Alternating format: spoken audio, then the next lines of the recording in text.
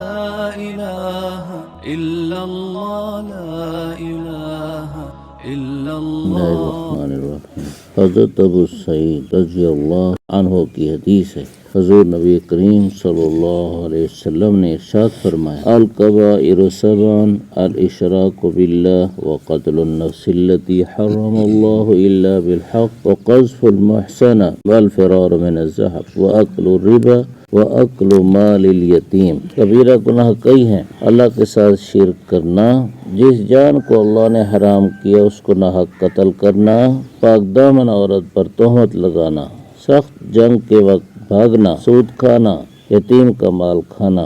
ان میں سے کئی کبائر بڑے گناہوں کا ذکر پہلے ہو گیا۔ وَأَكْلُ الرِّبَا، ایک بڑا گناہ ہے سود کھانا۔ سود کیا ہے؟ آدمی مثلاً 100 روپیہ دے اور 1 دن 2 دن 4 دن 5 دن ہفتہ مہینہ وقت مقرر کرے، یہ ادھار دے اور ادائیگی کے وقت 110 120 روپیہ لے، یعنی کچھ پیسے اوپر لے لے۔ ایسے ہی گندم کی 100 کلو کی بوری دے اور بدلے میں 110 120 125 130 کلو لے، کچھ وقت ادھار کا مقرر کر کے۔ ایسے ہی کئی لوگ نئے نوٹ اور پرانے نوٹ بدلتے ہیں اور 100 کے بدلے میں 100 سے کچھ اوپر لیتے ہیں اور دیتے ہیں۔ ایسی سونا چاندی اور اس قسم کی دو چیزیں جب ادلا بدلا کی جائیں، جو دو چیزیں ایک جنس کی ہوں، ایک ہی چیز ہو لیکن کمی زیادتی کے ساتھ لی دی جائے، اس کو کہتے ہیں سود۔ بہت سخت جرم ہے۔ اللہ تعالیٰ نے قرآن مجید میں سود سے منع ذکر فرما کر فرمایا کہ اگر تم لوگ سود کی منع سننے پڑھنے کے بعد بھی فَإِلَّمْ تَفْعَلُوا فَأْذَنُوا بِحَرْبٍ مِّنَ اللَّهِ وَرَسُولِهِ باز نہیں آتے ہو تو پھر اللہ رسول کے ساتھ جنگ کے لیے اعلان سن لو، یعنی پھر اللہ رسول تمہارے مقابلہ میں اور تم اللہ رسول کے مقابلہ میں جنگ کرنے والے ہوگے۔ اور ظاہر ہے کہ اللہ رسول کے ساتھ کوئی جنگ نہیں کر سکتا، اور اگر جنگ کے لیے آمادہ ہو بھی تو شکست اور ناکامی اس کا مقدر ہے۔ اس لیے سود کھانے والا اللہ رسول سے جنگ کر کے سکھ نہیں پا سکتا۔ ہمارے ملک کے پاکستان والوں، حکومتوں، بینکوں اور بڑے لوگوں نے یہ جنگ اللہ رسول کے ساتھ مول لی ہوئی ہے۔ پھر کہتے ہیں جی ملک ترقی کرے گا۔ کیسے ترقی کرے گا جب اللہ رسول اس کے مقابلہ میں ہے؟ کیسے سدھرے گا جب اللہ رسول کے ساتھ جنگ ہے؟ اس کے لیے یہ ضروری نہیں کہ اللہ رسول ہتھیار لے کر ہمارے مقابلہ میں آئیں۔ ہمارے اوپر مصیبتیں، تکلیفیں، آزمائشیں، تنگیاں، آفات، مصائب کئی قسم کی بھیج کر یہ اللہ کی طرف سے جنگ کی ایک صورت ہے۔ سود کھانے والا زیادہ پیسے لے کر لاکھوں کروڑوں اربوں دے کر لاکھوں کما کر خوش ہے، لیکن یہ اوپر سے خوش ہے، اندر اس کا دل کھوکھلا ہے، پریشان ہے۔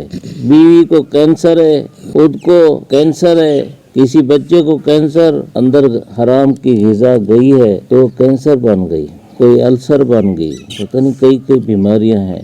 اگر اندر پاخانہ رہ جائے تو آدمی کتنا بیمار ہو جائے گا، کیسی بیماریاں اس کو گھیر لیں گی۔ پاخانے کی طرح کی حرام غذا اندر رہ جائے تو کیسے سکھ ملے گا، کیسے صحت ہوگی؟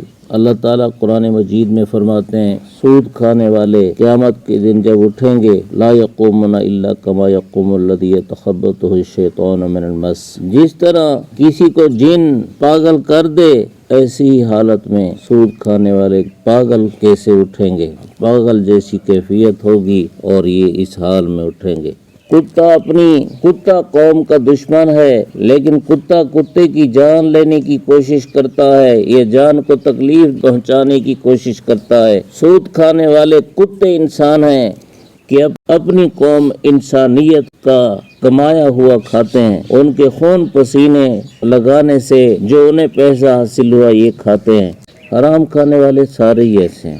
ایک حدیث پاک میں آیا سود میں کئی قسم کے گناہوں کا گناہ ملتا ہے، جرم ہوتا ہے۔ ادنا یہ ہے کہ جس طرح آدمی اپنی ماں کے ساتھ اعلانیہ گناہ کرے، مسلمان اور وہ ماں کے ساتھ گناہ کرے اور وہ بھی اعلانیہ، سود کھانے والا اسے بھی بڑیا گناہوں کا مجرم ہے۔ ایک گناہ بیان کیا، یتیم کا مال کھانا۔ یتیم اس بچے کو کہتے ہیں، وہ بچہ ہو یا بچی، جس کا باپ اس کی چھوٹی عمر کے وقت فوت ہو جائے، اس کے فوت ہوتے وقت ان کی عمر چھوٹی ہو تو یہ چھوٹی عمر والے یتیم ہیں۔ جب باپ فوت ہوتا ہے تو ان یتیموں کی ماں سانپن بن کر یتیموں کا مال اپنی مرضی سے کھاتی ہے۔ ان یتیموں کا بڑا بھائی یا ان یتیموں کا چچا سانپ بن کر یتیموں کا مال اور حق کھاتا ہے۔ باپ فوت ہو گیا، خیرات کی دیگیں پکائی جا رہی ہیں، کہاں سے پیسہ لیا جو دیگوں پر خرچ کیا جا رہا ہے؟ جو مرنے والا چھوڑ گیا اس کی جیب میں کوئی پیسے ملے یا ایسے ہی اس کے کہیں سے پیسے حاصل ہو گئے، گھر میں موجود تھے یا کسی نے قرض دینا تھا، وہی پیسے خیرات میں لگا لیے۔ حالانکہ ایک ایک پیسے میں ایک ایک وارث کا حق ہوتا ہے، تو ان پیسوں میں ان چھوٹے یتیم بچوں بچیوں کا بھی حق تھا۔ اب یہ ثواب کما رہے ہیں۔ ثواب کیا کما رہے ہیں؟ الٹا یتیموں کا مال کھا کے گناہ کما رہے ہیں، بہت بڑا گناہ۔ قرآن مجید میں ہے، ان الذین یاکلون اموال الیتامی ظلما انما یاکلون فی بطونہم نارا۔ یتیموں کا مال کھانے والے اپنے پیٹوں میں آگ کھا رہے ہیں، یہ مال نہیں کھا رہے۔ یہ زردے، یہ پلاح اور یہ کھانا اور یہ ورغن غذائیں جو یتیموں کے مال سے تیار ہوئیں، ان کے حق سے تیار ہوئیں، کھانے والوں نے بظاہر غذائیں کھائی ہیں، چاول کھائے ہیں، لیکن حقیقت میں یہی غذائیں پیٹ میں جا کر آگ بن جائیں گی۔ ہمارے حضرت والا مولانا صوفی محمد سرور صاحب رحمہ اللہ فرمایا کرتے تھے کہ جس طرح گیس ہے، گیس کا چولہا، اگر اس کو یوں ہی کھولو تو اس میں سے ہوا اور ٹھنڈے سے پانی کے قطرات محسوس ہوں گے، یہ اس کی صورت ہے، لیکن جب ماچس کی تیلی لگاؤ یہ فوراً آگ ہو جائے گی، یہ اس کی حقیقت ہے۔ وہ ٹھنڈا پانی اور ہوا یہ اس کی صورت تھی اور آگ اس کی حقیقت ہے۔ اسی طرح حرام مال جو پیٹ میں گیا، جب آدمی قبر میں پہنچے گا تو اللہ کے امر کی تیلی روشن ہوگی اور یہ سب آگ بن جائے گا پیٹ میں۔ حرام کھانا آسان ہے، اس کو ہضم کرنا آسان نہیں۔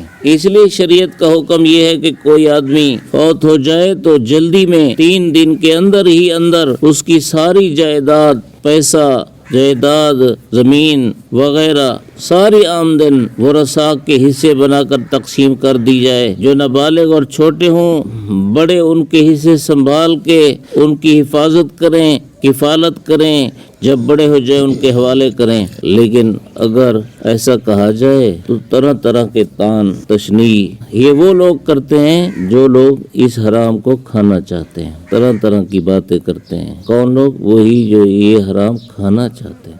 الحمدللہ رب العالمین۔